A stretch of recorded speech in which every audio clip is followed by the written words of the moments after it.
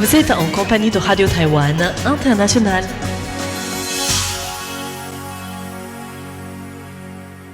Bonjour à tous et bienvenue sur l'antenne française de Radio Taïwan International. Ici Lisa Dufaux pour vous présenter le programme de ce vendredi 3 juillet 2026. Aujourd'hui, c'est François-Xavier Boulet qui vous présentera le journal de l'actualité qui sera suivi du décryptage dans lequel on évoquera la question de la dépendance économique de Taïwan vis-à-vis de la Chine à l'occasion des 16 ans de l'ECFA. Vous pourrez ensuite retrouver Florian Dai avec son émission Femmes d'ombre, Femmes de lumière qui est partie à la rencontre de Alba qui va raconter son tour de Taïwan à vélo. Voilà pour les ondes courtes et vous pourrez également retrouver sur notre site internet un nouvel épisode de Géopolitique présenté par Jean-Yves Heurtebise qui s'intéresse cette semaine à la relation entre la Corée du Nord et la Chine, là aussi en évoquant la question de la dépendance économique, mais aussi celle de l'avantage stratégique. Je vous souhaite à tous une excellente écoute et je vous laisse sans plus tarder en compagnie de François-Xavier Boulet pour le journal de l'actualité, dont voici les principaux titres.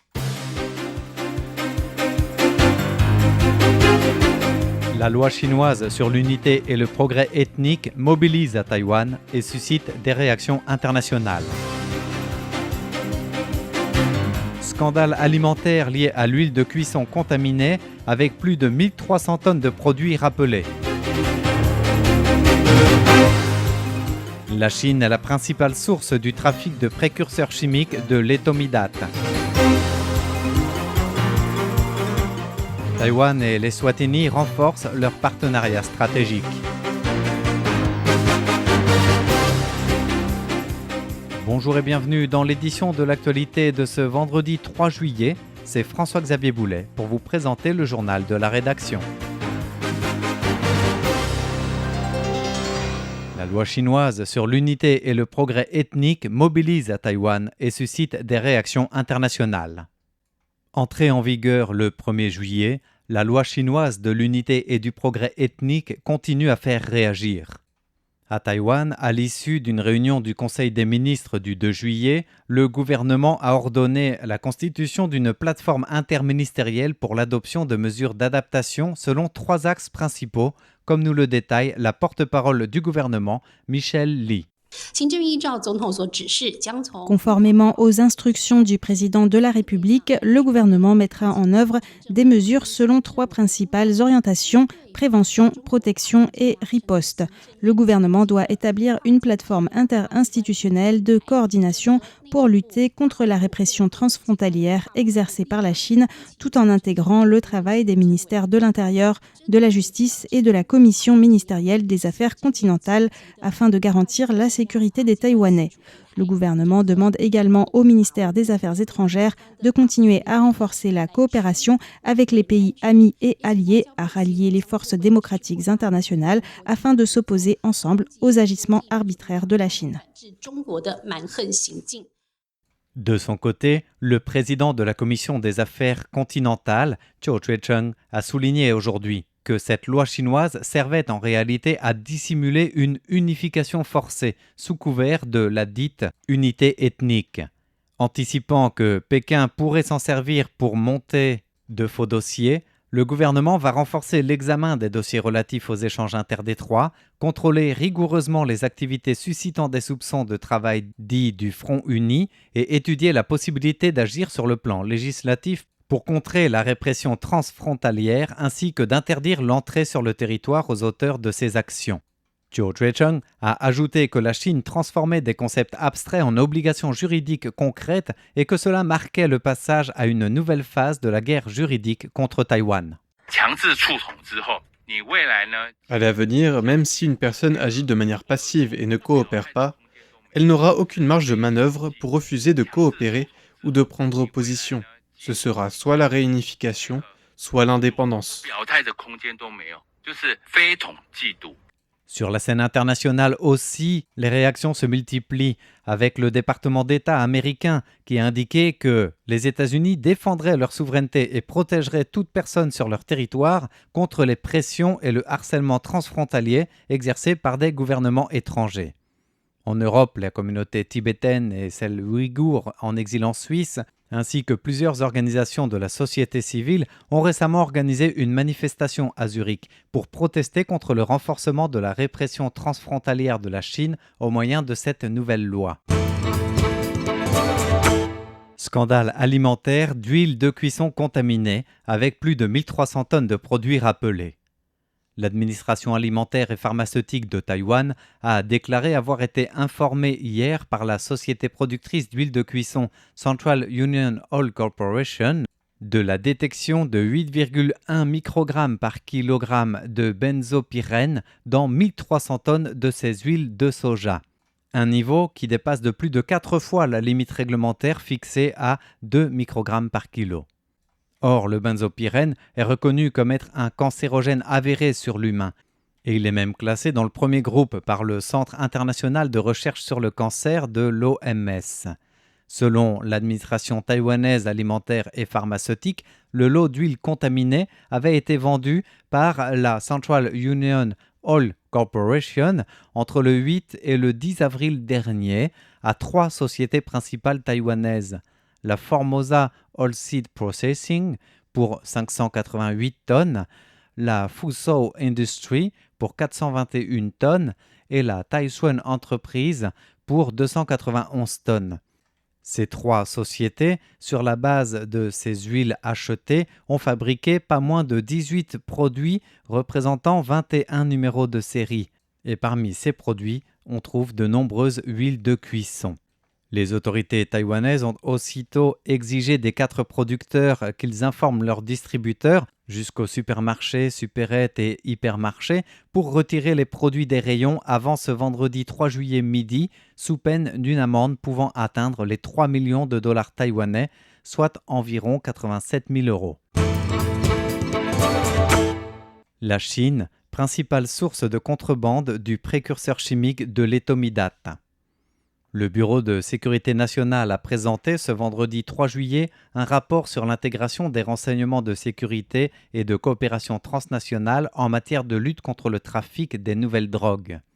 Dans ce rapport, il est indiqué que, ces dernières années, les réseaux de trafic de drogue ont largement consacré leurs activités à la contrebande de nouvelles drogues et notamment l'éthomidate. Classé parmi les stupéfiants de première catégorie, l'éthomidate provient tant sous forme de produits finis que de précurseurs, principalement d'Inde, de Malaisie et de Chine. Si l'Inde et la Malaisie fournissent principalement l'éthomidate en poudre finie, la Chine est la première source du précurseur chimique. La dissimulation des drogues dans les containers maritimes aériens, la contrebande par navire et transbordement, ou encore l'acheminement par les colis internationaux constituent les 3 principaux canaux d'acheminement de la drogue vers Taïwan. Taïwan et l'Eswatini renforcent leur partenariat stratégique. Le chef de la diplomatie, Lin Chia-long, a salué aujourd'hui le renforcement continu de la coopération bilatérale avec l'Eswatini, unique allié diplomatique de Taïwan en Afrique, citant notamment les domaines de la santé, de l'agriculture et de la formation, au lendemain de sa rencontre avec le ministre eswatinien du Commerce et de l'Industrie, Mankoba Kumalo. Remerciant de nouveau le royaume d'Eswatini pour son soutien indéfectible, rappelant à cette occasion l'aide précieuse du roi Mswati III pour rendre possible la visite d'État de Lai Ching-te dans son pays en mai dernier, malgré les pressions chinoises sur les pays voisins. Le chef de la diplomatie taïwanaise a aussi tenu à remercier le ministre Mankoba Kumalo pour son soutien actif au projet de parc taïwanais d'innovation industrielle, comme nous le détaille tout de suite le directeur général du Bureau des affaires économiques et de la coopération internationale du ministère des Affaires étrangères, Ye Zhicheng. Les gouvernements de Taïwan et d'Eswatini développent conjointement le parc taïwanais de l'innovation industrielle, qui prévoit l'implantation d'entreprises taïwanaises dans les secteurs des énergies vertes, du textile, de la pharmacie et des industries connexes afin de renforcer la valeur locale et de créer des emplois. Pour sa part, Mankoba Kumalo a salué l'assistance de Taïwan dans les actions de l'ICDF qui vient de célébrer ses 30 ans dans les domaines de la santé, de l'éducation, de la jeunesse et de l'autonomisation des femmes, estimant qu'elles contribuent de manière tangible au développement social et au bien-être de la population en Eswatini. La diplomatie augmente ses subventions aux projets d'investissement auprès des alliés diplomatiques. Afin de favoriser la mise en œuvre du projet de prospérité des alliés diplomatiques qui doit permettre de renforcer les coopérations économiques et commerciales entre Taïwan et ses alliés, la diplomatie a annoncé ce vendredi avoir modifié les mesures de subvention pour encourager les entreprises taïwanaises à investir auprès des alliés diplomatiques. Ces changements concernent essentiellement l'élargissement des champs d'application des subventions, l'augmentation du montant alloué et le soutien au voyage d'inspection auprès des pays alliés diplomatiques. L'élargissement des champs d'application des subventions inclut les salaires des employés locaux, les équipements d'usines, les loyers pour les locaux commerciaux ou les terrains, ainsi que les intérêts pour les emprunts.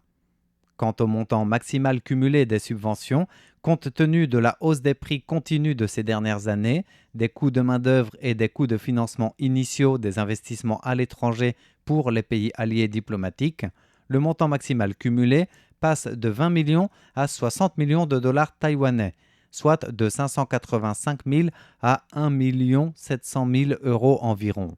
Notons que le ministère des Affaires étrangères souhaite inciter davantage d'entreprises à s'implanter sur les marchés des pays alliés en associant les secteurs maîtrisés par Taïwan comme l'agriculture intelligente, la transformation alimentaire, la santé numérique, les énergies vertes, les technologies de l'information et des communications, les transports intelligents ou encore le tourisme durable.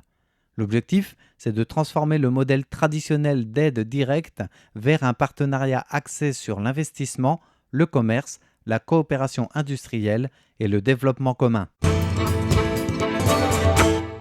Décès à Taïwan du libraire hongkongais dissident Lam Wing-ki à l'âge de 70 ans. La nouvelle est tombée hier soir. Le libraire de Causeway Bay Books, Lam Wing-ki, est décédé des suites d'un cancer à l'âge de 70 ans à l'hôpital général Mackay de Taipei.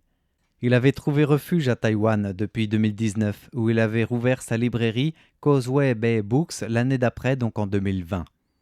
Détenu en Chine entre octobre 2015 et juin 2016 pour avoir vendu des ouvrages jugés critiques envers Pékin, Lam Wing-ki a décidé de quitter Hong Kong et de s'installer à Taïwan en 2019, au moment où le gouvernement hongkongais développait son projet d'amender la loi sur l'extradition. Le président Lai Ching-te a déclaré sur son compte Facebook dès le soir du 2 juillet être profondément attristé par la disparition de Lam Wing-ki et il a adressé ses plus sincères condoléances à sa famille, ses proches et tous ceux qui ont à cœur la liberté et la démocratie à Hong Kong. Lai Ching-te a souligné que la vie de Lam Wing-ki était un témoignage de la valeur inestimable de la liberté d'expression et qu'il n'avait pas hésité à endurer peur et souffrance engendrées par la répression autoritaire, par son engagement et sa bravoure. En effet, loin de choisir le silence, Lam Wing-ki a décidé de relocaliser sa librairie Causeway Books à Taïwan, faisant de celle-ci un lieu de rencontre et de soutien pour les Hongkongais.